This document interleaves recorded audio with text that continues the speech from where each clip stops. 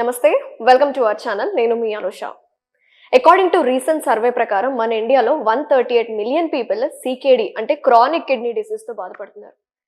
Awareness పెరుగుతున్నా సరే, medical advancements జరుగుతున్నా సరే, ఇంతమంది ఎందుకు సఫర్ అవుతున్నారు? క్రానిక్ డిసీజ్ ఎందుకొస్తుంది? కిడ్నీ డిసీజ్ వచ్చిందంటే ట్రాన్స్‌ప్లాంటేషన్ ఆప్షన్ ఒకటే ఉందా? ఇంకా అదర్ ట్రీట్మెంట్ ఆప్షన్స్ ఏమున్నాయి? So, this is very useful information. వీడియోని స్కిప్ చేయకుండా ఎండ్ వరకు చూడండి. చాలా ఇన్ఫర్మేషన్ మీకు ఇవ్వడానికి నేను రెడీ ఉన్నాను. సో, ఈరోజు మనతో పాటు ఉన్నారు. గత 30 సంవత్సరాలుగా చాలా మంది పేషెంట్స్‌ని ట్రీట్ చేస్తున్న వ్యక్తి డాక్టర్ వసంత్ కుమార్ రెడ్డి గారు ఉన్నారు. సీనియర్ రీనల్ ట్రాన్స్‌ప్లాంట్ అంటే కిడ్నీ ట్రాన్స్‌ప్లాంట్ సర్జన్, అలాగే vascular surgeon from landmark hospitals నుంచి. మరి ఆలస్యం చేయకుండా సార్‌తో మాట్లాడేద్దాం. అండ్ మిస్టర్ మిన్స్ ట్రాన్స్‌ప్లాంట్ సర్జన్ దగ్గర ట్రైన్ అయ్యారన్నమాట. సో, పూర్తి వివరాలు వీడియోని స్కిప్ చేయకుండా లాస్ట్ వరకు చూడండి. హలో సార్, నమస్తే. నమస్తే అమ్మా. ఎందుకు సార్ మన ఇండియాలో రోజు రోజుకి కిడ్నీ కేసెస్ ఎందుకు ఎక్కువవుతున్నాయి? ఎస్పెషల్లీ క్రానిక్ కిడ్నీ డిసీజ్ దగ్గర ఎందుకు ల్యాండ్ అప్ అవుతున్నారు? అదే మనుష మీరు చెప్పినట్టుగా incidence CKD chronic kidney disease incidence బాగా ఎక్కువ పెరుగుతుంది ఇండియాలో. డెవలపింగ్ కంట్రీస్‌లో అన్నిటిలో కూడా చాలా ఎక్కువగా పెరుగుతుంది. మెయిన్ రీజన్స్ ఏంటంటే క్రానిక్ కిడ్నీ డిసీజ్‌కి diabetes, high blood pressure, glomerulonephritis, infections ఇవి కారణాలు. మన దేశంలో డయాబెటిస్, హై బ్లడ్ ప్రెషర్ బాగా పెరిగిపోవడం వల్ల వాటిల వల్ల కిడ్నీ డిసీజు పెరిగిపోతుందమ్మా. సార్ ప్రాపర్‌గా మనము కొంచెం డెప్త్‌గా వెళ్తే ఈ కిడ్నీ ప్రాబ్లమ్స్ ఉన్న వాళ్ళకి క్రియాటిన్ లెవెల్ ఎక్కువగా చెక్ చేస్తూ ఉంటారు కదా సార్. అసలు ఈ క్రియాటిన్ ఇంపార్టెన్స్ ఏంటి మన బాడీలో? సీరం క్రియాటినిన్ సింపుల్ టెస్ట్ అమ్మా అది. కిడ్నీ ఫంక్షన్ ఎలా ఎలా ఉందో తెలుస్తుంది మాకు. ఓకే. సో, ఆ ఒక్క టెస్ట్ మీద రిలై అవ్వము. యూరియా చూస్తాము, రకరకాల టెస్టులన్నీ చేస్తాము. అవసరమైతే బయాప్సీ చేస్తాము కిడ్నీకి. సో, యూరిన్‌లో ప్రోటీన్ వస్తుందో లేదో చూస్తాము. అలాంటివన్నీ టెస్టులు చేస్తాము. But serum creatinine is one of the easiest blood test to do and expensive కూడా కాదు. అది రీజనబుల్లీ ప్రైస్డ్ టెస్ట్ అది. ఓకే. దానివల్ల మనకేం తెలుస్తదంటే కిడ్నీ ఫంక్షన్ నార్మల్‌గా ఉందా? లేదా కొంచెం డిటీరియరేట్ అయిందా? లేతే బాగా ఏమైనా డిటీరియరేట్ అయిందో తెలుస్తది. నేను ఈ సబ్జెక్ట్ గురించి కొంచెం రీసెర్చ్ చేయడం స్టార్ట్ చేసినప్పుడు మన ఇండియా సెకండ్ ప్లేస్‌లో ఉందంట. ఈ కిడ్నీ అవునమ్మా. ప్రాబ్లమ్స్ తోటి. అవును. సో, ఎందుకు? What is the major factor ఏంటి? రిస్క్ ఫ్యాక్టర్స్ ఎవరు? ఇప్పుడు మనం అనుకున్నట్టుగా high incidence of diabetes, high incidence of high blood pressure and అవి ఉన్న కొద్దీ ప్లస్ లాంగివిటీ పెరిగింది కదా! ఇంతకుముందు ఇప్పుడు బ్రిటిష్ టైమ్‌లో మన average life expectancy 40 years. Hmm. ఇప్పుడు పోస్ట్ ఇండిపెండెంట్ ఇండియాలో యెస్. లైఫ్ ఎక్స్‌పెక్టెన్సీ పెరిగింది. ఆల్మోస్ట్ 70 ఇయర్స్‌కొచ్చింది. Women are slightly living longer than men. So, దీనివల్ల ఈ లాంగివిటీ వల్ల ఇన్సిడెన్స్ కూడా పెరుగుతాయి. ఏజ్ రిలేటెడ్ చేంజెస్ ఉంటాయి. But main causes are diabetes, high blood pressure, glomerulonephritis. Okay. కానీ వెళ్తున్న కొద్దీ ఇంకొక కండిషన్ యాడ్ అయింది దీనికి. ఏంటంటే ఇప్పుడు ట్రాన్స్‌ప్లాంట్ సర్జరీలు ఇంక్రీజ్ అవ్వడం వల్ల ఆ కిడ్నీ ట్రాన్స్‌ప్లాంట్ చేసిన తర్వాత అది కొన్నాళ్ళు పనిచేస్తది. హ్మ్. అది కొన్నాళ్ళు పనిచేసిన తర్వాత అది దాని ఫంక్షన్ కూడా తగ్గిపోతుంది. హ్మ్. సో, అది కూడా ఇన్సిడెన్స్‌లోకి వస్తుందనమాట. ఇంతకుముందు diabetes is the highest diabetes, high blood pressure highest incidence అని అనుకునేవాళ్ళు. ఓకే. ఇప్పుడు ఫెయిల్డ్ కిడ్నీ ట్రాన్స్‌ప్లాంట్ కూడా హై ఇన్సిడెన్స్‌లోకి వస్తుంది. ఓహ్! ఓకే. సో, యూజువల్‌గా ఈ కిడ్నీ ట్రాన్స్‌ప్లాంటేషన్ అనేది డైరెక్ట్ కిడ్నీ ట్రాన్స్‌ప్లాంటేషన్ ఆప్షన్ మనకు కాకుండా బిఫోర్ దట్ మనకు కొన్ని స్టేజెస్ ఉంటాయి కదా sir. So, what are those stages? ఇప్పుడు ఎవరైనా ట్రీట్మెంట్ ఆప్షన్స్‌లో? మన మన జనాల్లో ఎవరికైనా కొంచెం సీరం క్రియాటినిన్ మీరు ఇందాక అన్నట్టు పెరిగిందనుకోండి. హ్మ్. వెంటనే నెఫ్రాలజీ డాక్టర్ గారి దగ్గరికి కన్సల్ట్ చేస్తే అసలు ఎందుకు పెరిగింది? ఏమేం మెడిసిన్స్ మీద ఉన్నారు? డయాబెటిస్ ప్రాపర్ కంట్రోల్‌లో ఉందా లేదా? హై బ్లడ్ ప్రెషర్ ప్రాపర్ కంట్రోల్‌లో ఉందా లేదా? ఏమైనా యూరిన్ ఇన్ఫెక్షన్స్ ఎక్కువ క్రానిక్‌గా వస్తున్నాయా? ఇవన్నీ వాళ్ళు చెక్ చేస్తారు. చెక్ చేసి వాటిని కొంచెం మనం ఆప్టిమైజ్ చేస్తే ట్రీట్మెంట్. సీరం క్రియాటినిన్ స్టేజ్ 1 ఇప్పుడు సీకేడీ స్టేజ్ 1 నుంచి స్టేజ్ 5 దాకా అంటాం. సపోజ్ 1, 2 స్టేజ్‌లో ప్రెజెంట్ చేస్తే అక్కడ ఆ పేషెంట్‌ని అలాగా చాలా సంవత్సరాలు మెయింటైన్ చేయొచ్చు. ఓకే. సో, సీకేడీ వచ్చింది అంటే ఇంకా ఎండ్ స్టేజ్ రీనల్ డిసీజ్ ఈఎస్ఆర్‌డీకి వెళ్ళిపోతారనేం కాదు. ఓకే. స్టేజ్ 5కి స్టేజ్ 5. వెళ్ళిపోతారనేం లేదు. వాళ్ళని మనం కంట్రోల్ చేయొచ్చు. ఓకే. కాకపోతే మన దేశంలో ఈ ఆల్టర్‌నేటివ్ థెరపీస్ వాటిల మీద రిలై అవుతారు. హ్మ్. మనకి ఇది మన హిస్టారికల్‌గా మన దేశంలో అది ఆ నమ్మకాలొచ్చాయి. యెస్. యెస్. ఈ అపనమ్మకాల వల్ల ఈ పసర్లు, అవును. ఆకులు, అలమలు తీసుకోకూడనివి ఆయిల్స్ అలాంటివి తీసేసుకుంటే హ్మ్. ఒక్కొక్కసారి కిడ్నీ బాగా డిటీరియరేట్ అయిపోతుంది. ఓకే. చాలా ఫాస్ట్గా డిటేరేట్ అయిపోతుంది. ఓకే. సో వాటి మీద రిలై అవ్వకూడదు. కొంచెం డైటరీ చేంజెస్ చేయొచ్చు, అది ప్రాపర్ గైడెన్స్తో చేసుకోవాలి. So okay. మెయిన్గా సీరం క్రియాటినిన్ కానీ ఇంక్రీజ్ అయ్యింది అని తెలిస్తే నెఫ్రాలజిస్ట్ దగ్గరికి వెళ్ళి మీరు మందులు అవి జాగ్రత్తగా తీసుకుంటే హ్మ్. అది డిటేరేట్ అవ్వకుండా కిడ్నీస్ చూసుకోవాలి. సో ఇన్వెస్టిగేషన్స్‌లో సీరం క్రియాటినిన్ లెవెల్స్ అబ్నార్మల్ వచ్చాయనుకోండి. We have some symptoms. అంతే కదా సార్? ఉంటాయి కదా సార్? సిమ్టమ్స్ ఉండవు. ఉండవంటారా? ఎర్లీ స్టేజెస్ ఆఫ్ సీకేడీలో సిమ్టమ్స్ ఉండవు. ఓకే. సిమ్టమ్స్ని బట్టి డయాగ్నోస్ చేయలేం. లేట్ స్టేజెస్ ఆఫ్ సీకేడీలో యూరియా లెవెల్ బాగా పెరిగిపోయిన తర్వాత ఆకలి ఎయ్యకపోవడము, వెయిట్ లాస్, మెటాలిక్ టేస్ట్ మౌత్లో, హ్మ్. హ్మ్. వెయిట్ లాస్, అటువంటి వాటితో మనం డయాగ్నోస్ చేయగలుగుతాం. ఓకే. సిమ్టమ్స్ వస్తాయి. But hmm. Initial stages of సీకేడీలో సిమ్టమ్స్ ఉండవు. So okay. Regular checkups is the answer. హుహు. అంటే ఇనీషియల్ స్టేజెస్ అంటే ఇప్పుడు మనం డిస్కస్ చేసుకున్నట్టు 5 స్టేజెస్ ఉంటాయి అనుకున్నాం కదా సార్. లైక్ స్టేజ్ 1, స్టేజ్ 2 వరకు దేర్ ఆర్ నో సింప్టమ్స్ అంటారా? అవును. ఇంకోటి సార్ చాలా మందికి ఎక్కువగా ఫీమేల్స్‌కి urinary tract infections, UTI infections వస్తాయి కదా! సో వాళ్ళు ఏం చేస్తారంటే ఏదో ఒకటి ఇట్లా ఆల్టర్‌నేటివ్ థెరపీస్ అని చెప్పేసి మాకు వేడి చేసిందని లేకపోతే they keep on focusing on diet investigations ఎళ్ళకుండా వాళ్ళు సెల్ఫ్ ట్రీట్మెంట్స్ చేసుకుంటూ ఉంటారు. Both males or females. So recurrent UTI infections వచ్చినప్పుడు అది కిడ్నీ ఇన్ఫెక్షన్స్, కిడ్నీ ఫెయిల్యూర్‌కి దారితీస్తుందా? నెగ్లెక్ట్ చేస్తే యూరిన్ ఇన్ఫెక్షన్స్ స్లోగా కిడ్నీస్లో స్కారింగ్ ఫామ్ అయిపోతుంది. హుహు. స్కారింగ్ ఫామ్ అయ్యి నెఫ్రాన్స్ అని ఉంటాయి కిడ్నీలో, అవి డ్యామేజ్ అవుతాయి. డ్యామేజ్ అవ్వడం వల్ల అది కిడ్నీ ఫెయిల్యూర్కి లీడ్ అయ్యే అవకాశం ఉంటుంది.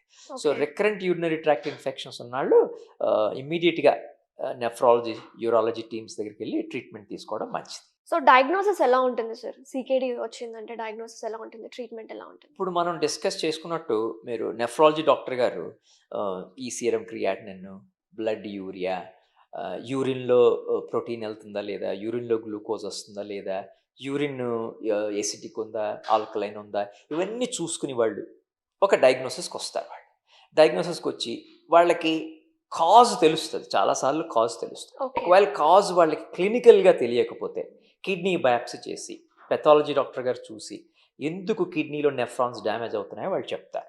చెప్తే దాన్ని బట్టి మనకు కాజ్ తెలుస్తుంది. ఒక్కసారి కాజ్ తెలిస్తే మెడికేషన్స్ ద్వారా సీకేడీ వర్స్ అవ్వకుండా స్టడీగా ఉంచడానికి ప్రయత్నాలు చేస్తాం. And okay. చాలా వాటిల్లో సక్సెస్ ఉంటుంది. ఓకే. కానీ ఒకవేళ అది స్టేజ్ 5కి రీచ్ అయిపోయి నెగ్లిజెన్స్ వల్ల కానీ లేకపోతే కొంచెం అన్ఫార్చునేట్ రీజన్స్ వల్ల కానీ then it leads to ESRD, end stage renal డిసీజ్కి వెళ్ళిపోతుంది. ఓకే. ఇంక ఎండ్ స్టేజ్ రీనల్ డిసీజ్కి వెళ్ళిన తర్వాత అది రివర్స్ చేయడం కష్టం అవుతుంది. ఓహ్! ఓకే. అది నెగ్లెక్ట్ చేయకూడదు. నెగ్లెక్ట్ చేస్తే ప్రాణానికి అపాయం వస్తుంది. ఓకే. అందుచేత అది డయాగ్నోజ్ అయిన వెంటనే దానికి ట్రీట్మెంట్ ప్లాన్ చేస్తారు. సో వన్స్ ఒక పేషెంట్ ఇప్పుడు ఈఎస్ఆర్‌డి స్టేజ్‌లో ఉన్నారంటే వాళ్ళ లైఫ్ ఎక్స్‌పెక్టెన్సీ ఎంతుంటుంది? లైఫ్ ఎక్స్పెక్టెన్సీ ఏమో ఈఎస్ఆర్డిలో ఇప్పుడు వేరియస్ ఫ్యాక్టర్స్ ఉంటాయి, హ్మ్. వేరియస్ అదర్ ఫ్యాక్టర్స్ ఉంటాయి. ఓకే. డయాబెటీస్ కంట్రోల్ ఎలా ఉంది, హ్మ్. బ్లడ్ ప్రెషర్ కంట్రోల్ ఎలా ఉంది, ఇన్ఫెక్షన్స్ కంట్రోల్ ఎలా ఉంది, బాడీ మాస్ ఇండెక్స్ ఏంటి, ఉమెనా మ్యానా, వేరియస్ ఫ్యాక్టర్స్ని బట్టి లైఫ్ ఎక్స్పెక్టెన్సీ డిపెండ్ అవుతుంది. ఓకే. ట్రీట్మెంట్ ఆప్షన్స్ సార్ మరి? ట్రీట్మెంట్ ఆప్షన్స్ మెయిన్గా ఈఎస్ఆర్డి వచ్చిన తర్వాత 3 ట్రీట్మెంట్స్ అమ్మా. హుహు. ఇది మోడర్న్ డేలో వచ్చింది. ఇంతకుముందు 100 ఇయర్స్ ఎగో ఈ ట్రీట్మెంట్స్ లేవు. ఓకే. మోడర్న్ డే ట్రీట్మెంట్లో haemodialysis, peritoneal dialysis, kidney transplant surgery, ఈ ఓకే. 3 ట్రీట్మెంట్ ఆప్షన్స్ అమ్మా. ఎండ్ స్టేజ్ రీనల్ డిసీజ్ వచ్చిన వాళ్ళకి ఈఎస్ఆర్డి అంటాం. ఓకే. సీకేడి స్టేజ్ 5 దాటిన వాళ్ళకి. హుహు. వీటి మూడిట్లో best kidney transplant surgery. Kidney ఓహో! ట్రాన్స్ప్లాంట్ చేస్తే క్రియాటినిన్ నార్మల్ అయిపోతుంది, హ్మ్. వాళ్ళు నార్మల్ లైఫ్ లీడ్ చేయగలుగుతారు. ఓకే. కిడ్నీ ట్రాన్స్‌ప్లాంటేషన్ అంటే భయమనేది ఉంటుంది సరే. ఎంతో కొంత. ఈవెన్ దో బ్రాడ్ మైండ్‌గా ఆలోచించిన అవేర్‌నెస్ పెరుగుతున్నా సరే ఎంతో కొంత భయముంటుంది. ఎందుకంటే ప్రాపర్ డోనార్ దొరకాలి మనకి. అవునమ్మా. So what is challenges face చేసేవేమేమి ఉంటాయి సార్ మీరు? కిడ్నీ ట్రాన్స్ప్లాంట్ సర్జరీ భయపడక్కర్లేదమ్మా. హ్మ్. ఇది లాస్ట్ 60 ఇయర్స్లో బాగా డెవలప్ అయింది kidney transplant surgery. Okay. 1 year survival rate almost 98%. హుహు. సర్టన్ సెంటర్స్లో 99% 1 year survival rate. Oh! So మంచి సక్సెస్ రేట్ వచ్చింది. టెక్నికల్ అంటే ఆ సర్జరీ చేయడం బాగా అడ్వాన్స్ అయింది మన టెక్నాలజికల్ అడ్వాన్స్మెంట్స్ వల్ల. Okay. So okay. Kidney transplant అన్ఫార్చునేట్గా ఎవరికైనా రిక్వైర్మెంట్ ఉన్నా భయపడాల్సిన అవసరం లేదు. ఎస్పెషలీ హైదరాబాద్ లాంటి సిటీలో మంచి సర్జన్స్ అవైలబిలిటీ ఉంది. ఇప్పుడు మాలాంటి వాళ్ళ దగ్గరికి వచ్చి కన్సల్టేషన్ తీసుకుంటే వాళ్ళకి మేము ఎలా చేస్తాము, ఎలా ప్రొసీడ్ అవుతామో చెప్పగలుగుతాం. ఓకే. ఇప్పుడు ఇంట్లో ఎవరైనా రిలేటెడ్ వాళ్ళు డొనేట్ చేస్తే అది బెస్ట్. దాన్ని లివింగ్ రిలేటెడ్ ట్రాన్స్ప్లాంట్ అంటాం. ఎవరైనా దూరపు చుట్టాలైనా సరే రిలేటెడ్ ఉన్న వాళ్ళు ఎవరైనా ఉన్నా చేయొచ్చు. ఓకే. ఎవరైనా వాళ్ళతో అటాచ్డ్ ఎమోషనల్ రిలేటెడ్ అంటాం వాళ్ళని. వాళ్ళు బ్లడ్ రిలేటెడ్ కాదు, బట్ వాళ్ళు ఫ్యామిలీలో ఎప్పటి నుంచో కలిసి ఉంటున్నారు, వాళ్ళని ఎమోషనల్ రిలేటెడ్ అంటాం. ఓకే. అవి కూడా బెటరే. మేము మ్యాచింగ్ అని నేను చెప్తాను, మ్యాచింగ్ అది చేసి ప్లాన్ చేస్తాం. ఓకే. ఇంకొక type of kidney transplant surgery అంటే ఎవరైనా అన్ఫార్చునేట్గా బ్రెయిన్ డెడ్ అయ్యి చనిపోయి ఐసీయూలో ఉండి ఇంకా వాళ్ళు recover car, but heart beat అవుతూ ఉంటుంది, బట్ బ్రెయిన్ డెడ్ అయి ఉంటారు వాళ్ళు. అటువంటి పేషెంట్స్ రిలేటివ్స్ ఎవరైనా ఒప్పుకుంటే వాళ్ళ నుంచి కిడ్నీలు తీస్తాము. ఓకే. ఆ కిడ్నీస్ దాన్ని కెడావర్ ట్రాన్స్ప్లాంట్ అంటాం. ఓకే. ఆ cadaver transplant is another option అమ్మా. ఆ రెండు ఆప్షన్స్ కూడా లివింగ్ రిలేటెడ్ కెడావర్ ట్రాన్స్ప్లాంట్ హైదరాబాద్లో అవైలబిలిటీ ఉంది. ఓకే. చాలా మంది అంటూ ఉంటారు సార్, అంటే మూవీస్ వల్ల మనకి నాలెడ్జ్ వచ్చిందేమో, నా కిడ్నీ అమ్మేస్తాను డబ్బులు లేకపోతే అని అంటూ ఉంటారు. అలా ఎందుకు వచ్చింది సార్? అంటే అంత కాస్ట్లీ అన్నట్టు కదా దాని అర్థం? అదే మనం ఈ ఇంటర్నెట్, యూట్యూబ్ రీల్స్లో అది చూస్తుంటాము, కిడ్నీ అమ్మడం గురించి జోక్స్ అవి. అవును. అవి jokes apart kidney transplant surgery బాగా వెల్ ఎస్టాబ్లిష్ అయిపోయింది ప్రపంచంలో. మెడికల్ ఫీల్డ్లో it's a good treatment option. But unrelated transplants ఇండియాలో ఇల్లీగల్ అమ్మా. సో అన్రిలేటెడ్ పీపుల్ డబ్బులు తీసుకుని కిడ్నీ డొనేట్ చేయడం అది లీగల్ కాదు, అది అలౌడ్ కాదు. అది యాజ్ డాక్టర్స్ మాకు అక్కడ వాళ్ళ మధ్యలో ఏం జరుగుతుందో మాకు ఇది అవగాహన ఉండదు. కానీ మన ఇండియన్ లా ప్రకారంగా అన్రిలేటెడ్ పీపుల్ డబ్బులు తీసుకుని కిడ్నీ డొనేట్ చేయకూడదమ్మా. ఓకే. సార్ రిజెక్షన్స్ కూడా అవుతూ ఉంటాయి కదా సార్? అమ్మ, ఇది కిడ్నీ ట్రాన్స్ప్లాంటేషన్కి కాంప్లికేషన్స్ ఉన్నాయి కొన్ని. 20 years ago, 10 years ago complication rate కొంచెం ఎక్కువ ఉండేది. ఓకే. ఇప్పుడు కాంప్లికేషన్ రేట్ బాగా తగ్గింది. నువ్వు అన్నట్టు మెయిన్గా one of the complications is rejection. Okay. Any foreign body, వేరే వాళ్ళ నుంచి ఏదన్నా foreign body kidney foreign body కింద వస్తుంది. అంటే మీది కాదు, వేరే వాళ్ళ కిడ్నీ పెడుతున్నాం, అది ఫారిన్ బాడీ కింద వస్తుంది. అది ఫారిన్ బాడీలోకి వచ్చిందంటే ఇమ్యూనిటీ ఫ్లేర్ అప్ అవుతుంది. ఓకే. దాన్ని రిజెక్ట్ చేయడానికి ట్రై చేస్తారు. సో కిడ్నీ ట్రాన్స్ప్లాంటేషన్లో మీరు అడిగినట్టు one of the biggest challenges is rejection. Okay. Rejection rate ఇంతకుముందు కిడ్నీ ట్రాన్స్ప్లాంటేషన్ మొదలైన రోజుల్లో 20 to 25% ఉండేది. 75% నో రిజెక్షన్, 25%కి రిజెక్షన్ ఉండేది. బట్ ఇప్పుడు న్యూవర్ మెడికేషన్స్తో ఆ రిజెక్షన్ రేటు లెస్ దెన్ 20%కి వచ్చేస్తుంది. ఆల్మోస్ట్ కొన్ని సెంటర్స్లో 10% రిజెక్షన్. ఒకవేళ ఈ 10%లో రిజెక్షన్ వచ్చినా ఆ రిజెక్షన్ కూడా ట్రీటబుల్, ఆ రిజెక్షన్కి కూడా మెడికేషన్స్ ఉన్నాయి. సో వర్రీ అవ్వక్కర్లేదు. మీరు అడిగిన క్వశ్చన్కి కాంప్లికేషన్స్లో రిజెక్షన్ ఇప్పుడు మనం అదర్ కాంప్లికేషన్స్ ఉన్నాయి దీనికి. ఒకటి బ్లీడింగ్ అవ్వచ్చు పేషెంట్కి ట్రాన్స్ప్లాంట్ చేసిన తర్వాత. కిడ్నీ పేషెంట్స్లో బ్లడ్ క్లాటింగ్ అంత బాగా ఉండదు. వాళ్ళ కిడ్నీ ఫెయిల్యూర్ పేషెంట్స్కి బ్లడ్ క్లాటింగ్ డిజార్డర్ ఉంటుంది. ప్లేట్లెట్స్ ఒకదానికి ఒకటి స్టిక్ అవ్వవు, సరిగ్గా క్లాట్ ఫామ్ అవ్వు, అండ్ ఇమ్యూనిటీ కూడా కాంప్రమైజ్ అవుతుంది. ఇమ్యూనిటీ ఇందాక మనం మాట్లాడుకున్నామమ్మా, ఇది బ్లడ్ క్లాటింగ్ ప్రాబ్లం. దీనివల్ల బ్లీడింగ్ రిస్క్ ఎక్కువ ఉంటుంది ఈ పేషెంట్స్కి. నార్మల్ పేషెంట్స్ కన్నా కిడ్నీ ఫెయిల్యూర్ ఉన్న పేషెంట్స్ బ్లీడింగ్ రిస్క్ ఉంటుంది. సో కిడ్నీ ట్రాన్స్ప్లాంట్ చేసిన తర్వాత బ్లీడ్ అయ్యే అవకాశం ఉంటుంది. కొన్ని కేసెస్లో బ్లీడ్ అవుతుంది, but majority of the bleeds మేము కంట్రోల్ చేసేస్తాం.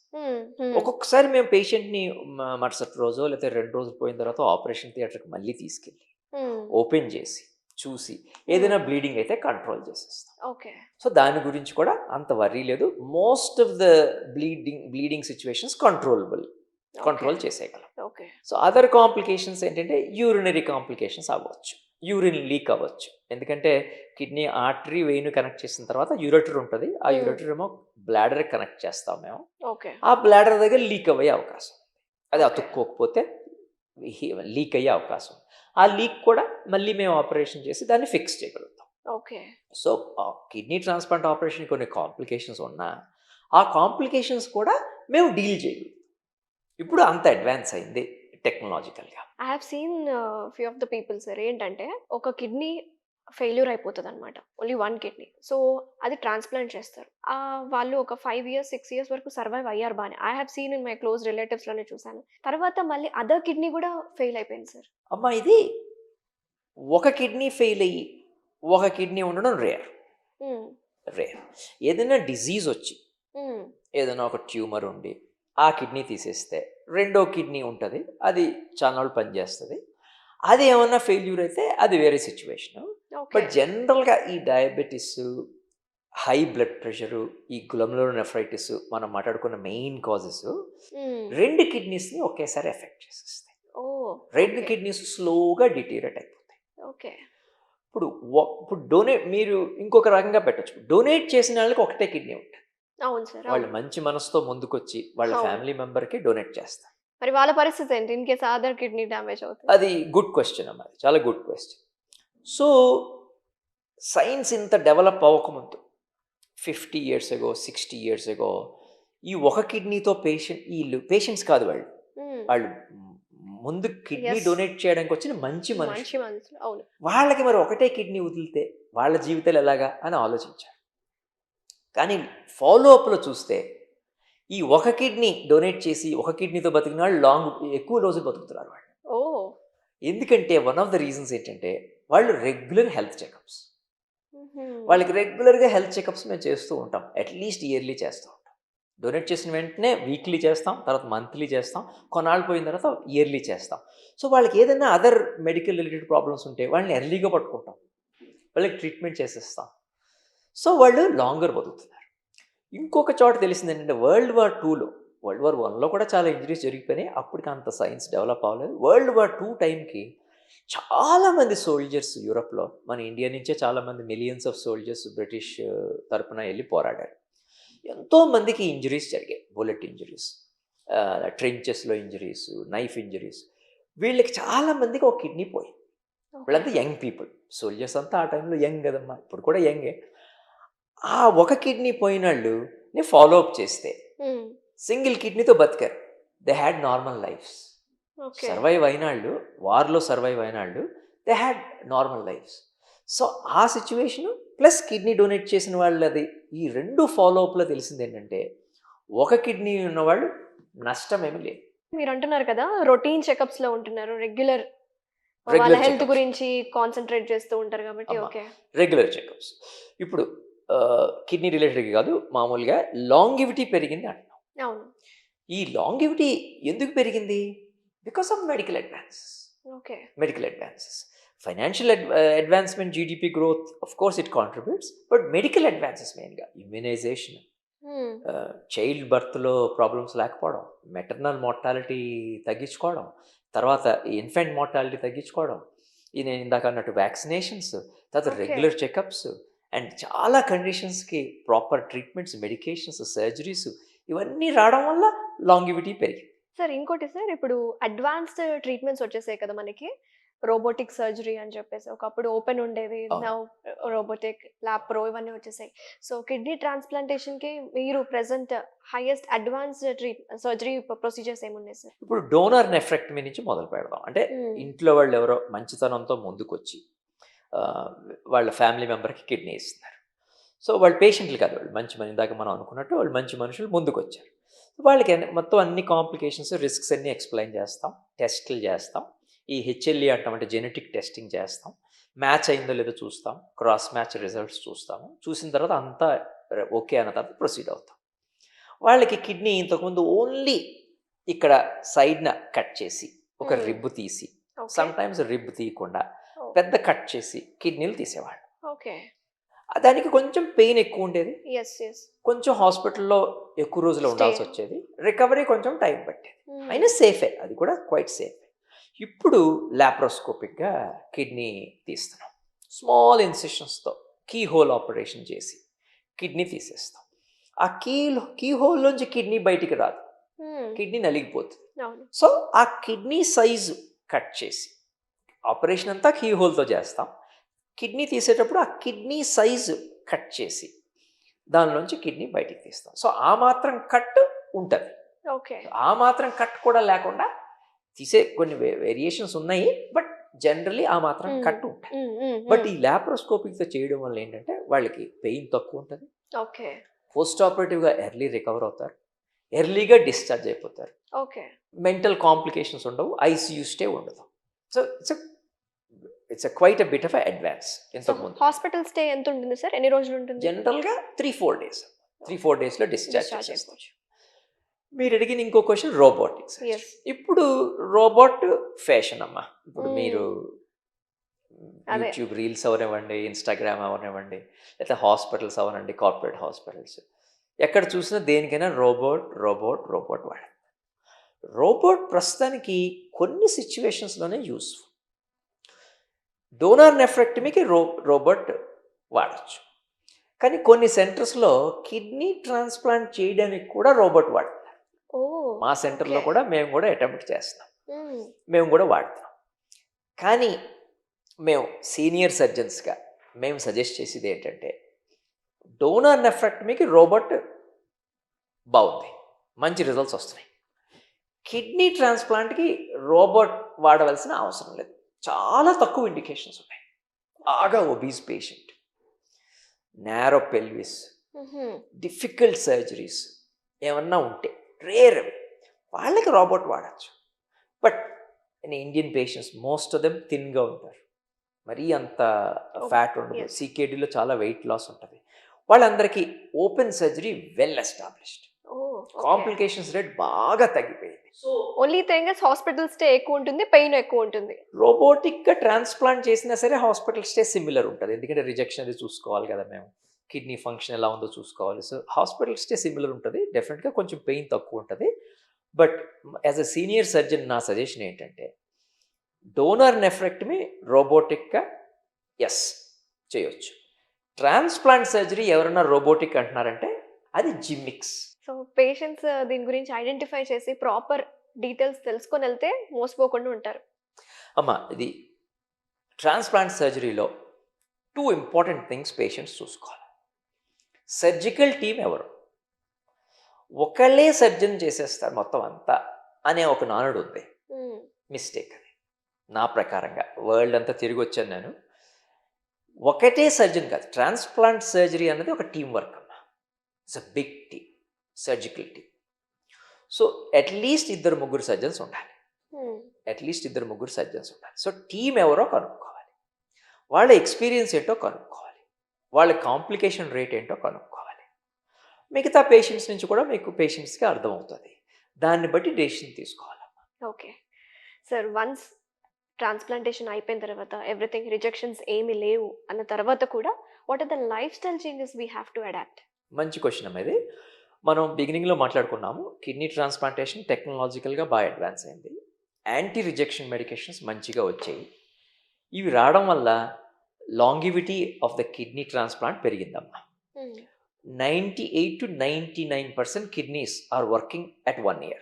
చేసిన Okay. తర్వాత 1 year తర్వాత 98 to 99% కిడ్నీస్ బతుకుతున్నాయి. ఓకే ఎన్నాళ్ళు ఈ కిడ్నీ పనిచేస్తుందంటే లివింగ్ రిలేటెడ్ ట్రాన్స్ప్లాంట్లో median survival 14 years to 15 years వెళ్ళిపోయి, which is a long time. Okay okay cadaver transplant 10 to 12 years, okay 50% survival rate. మరి ఈ 50% 14 years 15 years తర్వాత ఇంకా ఎన్నాళ్ళు వెళ్తుంది? కొన్ని సందర్భాల్లో 30-35 years దాకా కూడా పనిచేస్తున్నాయి. ఆల్మోస్ట్ పేషెంట్కి normal life span. Yes. So ఒకప్పుడు కిడ్నీ ఫెయిల్యూర్ అంటే ఆర్గాన్ ఫెయిల్యూర్ అంటే మనుషులు బతికేవారు కాదు. అవును. అటువంటిది ఇప్పుడు కిడ్నీ ట్రాన్స్ప్లాంట్ సర్జరీ వచ్చాక రీనల్ ఫెయిల్యూర్ సికేడి ఉన్నా వాళ్ళకి ఆల్మోస్ట్ నార్మల్ లైఫ్ స్పాన్ ఇచ్చేస్తాం. అవును. దురదృష్టవశాత్తు ఒకవేళ ఫస్ట్ కిడ్నీ ట్రాన్స్ప్లాంట్ ఫెయిల్ అయినా సెకండ్ కిడ్నీ ట్రాన్స్ప్లాంట్ చేయొచ్చు. ఒకవేళ సెకండ్ కిడ్నీ ట్రాన్స్ప్లాంట్ ఫెయిల్ అయినా థర్డ్ కిడ్నీ ట్రాన్స్ప్లాంట్ చేయొచ్చు. ఓకే. ఒకవేళ థర్డ్ కిడ్నీ ట్రాన్స్ప్లాంట్ ఫెయిల్ అయినా ఫోర్త్ కిడ్నీ ట్రాన్స్ప్లాంట్ చేయొచ్చు. బట్ ఇక్కడ ఓన్లీ ఛాలెంజెస్ రైట్ డోనర్ దొరకాలి, మళ్ళీ అక్కడే టైం అంతా వేస్ట్ అవుతూ ఉంటుంది. గుడ్ పాయింట్ అమ్మా, మంచిగా ఆలోచించాను. మెయిన్ కన్స్ట్రెయింట్ కిడ్నీ ట్రాన్స్ప్లాంటేషన్ వరల్డ్లో డోనర్ అవైలబుల్. అదే మళ్ళీ అక్కడ డిలే అయిపోతూ ఉంటుంది, పేషెంట్ కాంప్లెక్సిటీ పెరిగిపోతూనే డోనర్ కిడ్నీస్ లేవు, చాలా మంది పేషెంట్స్ సీకేడీతో చనిపోతున్నారు. ఎస్. కిడ్నీస్ అవైలబిలిటీ ఉంటే వీళ్ళందరిలో చాలా మందిని మనం బతికించగలుగుతాం. సార్ యూజువల్గా 1 ఫిస్ట్ ఈజ్ ఈక్వల్ టు మన హార్ట్ సైజ్ అని చెప్తూ ఉంటాం కదా, మరి కిడ్నీ సైజ్ ఎంత ఉంటుంది సార్? కిడ్నీ సైజ్ ఎంత అన్నది జనరల్ పబ్లిక్ వర్రీ అవ్వాల్సిన అవసరం లేదు యాక్చువల్గా. ఓకే. ఇప్పుడు మేము మెడికల్ స్టూడెంట్స్కి టీచ్ చేస్తుంటాము. కిడ్నీ ఏం షేప్లో ఉంటుంది అని యంగ్ డాక్టర్ని అడుగుతాం. వాళ్ళు ఆలోచిస్తారు, bean shape Bean sir shape. అంటారు. నెక్స్ట్ డే వాళ్ళని బీన్ ఏ షేప్లో ఉంటుంది అంటే ఆలోచించి కిడ్నీ షేప్లో ఉంటుంది సార్. సో దాని షేప్ ఏంటి ఇంతకీ అంటే ఇంట్యూటివ్గా మనకి చిన్నప్పటి నుంచి పుస్తకాల్లో చదువుకోవడం వల్ల ఒక పక్క Bean convex shaped kidney, surface, yes. ఒక పక్క concave surface, upper pole lower pole ఉంటుంది. అట్లాగా మనం కిడ్నీ సైజు మనం ఫిస్ట్ అని అనుకోకుండా రఫ్గా 10 సెంటీమీటర్స్ ఉంటుందమ్మా అడల్ట్ కిడ్నీ. వేరియేషన్ ఉంటుంది. మేము ఎప్పుడు కూడా మెడిసిన్లో 10 అని చెప్పం. 8 to 12 centimetres standard deviations, 2 standard deviations. ఆ ఇన్వర్టెడ్ బెల్ కర్వ్ అని మళ్ళీ ఏదైనా మనం ఎప్పుడైనా మాట్లాడవచ్చు దీని Yes, గురించి. yes. Inverted bell curve standard deviation తీసుకుంటే 8 to 12 సెంటీమీటర్స్ ఉంటాయి. సపోజింగ్ ష్రింక్ అయిందనుకోండి కిడ్నీ, సికేడి వచ్చి, అది మన అల్ట్రాసౌండ్ స్కాన్లో తెలిసిపోతుంది, లేకపోతే సిటీ స్కాన్లో తెలిసిపోతుంది. Very nice sir. Thank you so much sir. అడిగిన వెంటనే వచ్చారు. We had a good conversation. నిజంగా చాలా విషయాలు మన వ్యూవర్స్కి తెలుసుకున్నారని నేనైతే అనుకుంటున్నాను. బికాజ్ చాలా మంది భయపడతారు sir kidney transplantation as counselling ఇచ్చినా సరే, ఎందుకంటే రిజెక్షన్స్ ఎక్కువ ఉంటాయి, రైట్ డోనార్ దొరకాలి, ఈ లోపల లైఫ్ ఎక్స్పెక్టెన్సీ కూడా మనకి, కాన్ఫిడెన్స్ లెవెల్స్ కూడా తగ్గిపోతూ ఉంటాయి, సైకలాజికల్గా కూడా వాళ్ళ మూడ్ చేంజెస్ అవుతూ ఉంటాయి. సో ఎవ్రీథింగ్ ఇవన్నీ సెట్ అవుతాయి అండ్ మన మెడికల్ టెక్నాలజీ కూడా పెరుగుతుంది, అడ్వాన్స్మెంట్స్ కూడా వస్తున్నాయి ట్రీట్మెంట్స్లో అని చాలా క్లియర్గా అయితే అర్థమైంది. Thank you so much for coming. నమస్తే. థ్యాంక్ యూ అమ్మా.